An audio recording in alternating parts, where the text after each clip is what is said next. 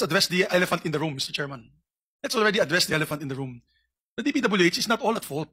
Iba yung NEP, paglabas po ng ng GAA, yung General Appropriations Act, pagdating sa NEP, vetted na yan. May RDC Council approval yan. Napakahirap, napakahigpit. And the DBM also knows that there's a vetting process. Kaya paglabas po ng budget, iba nang itsura ng budget, wala na po silang magagawa dahil batas po yan. Kailangan po nilang i-implement yun. That's the elephant in the room. Po yan eh. Ito po yung NEP, ito po yung amount. Yung marami dyan, walang kalokohan na projects, walang flood control.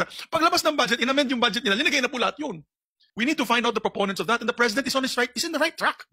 Kasi I've seen the president's frustration when I was Senate President na talagang bakit namamanggal yung budget, ba't nawala yung aking legacy projects. Kaya for 3 years, nawalang legacy project yung ating Pangulo dahil nga, siguro there was a free hand. And we're all guilty, no? Both House and the Senate. So I think, wag na tayo magsanto-santo dito. Ilabas na natin yung listahan. Sino ba nag-amend yan? Tapos depensahan ng congressman o senador sa Luneta kung kaya niyang idepensahan.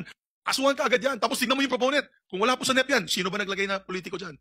Yan ang tanungin natin kasi there's always a day of reckoning in the elections. You will always say, kayo pala proponent na itong mga substandard projects. Lagot kayo sa amin kasi binaba kami dito.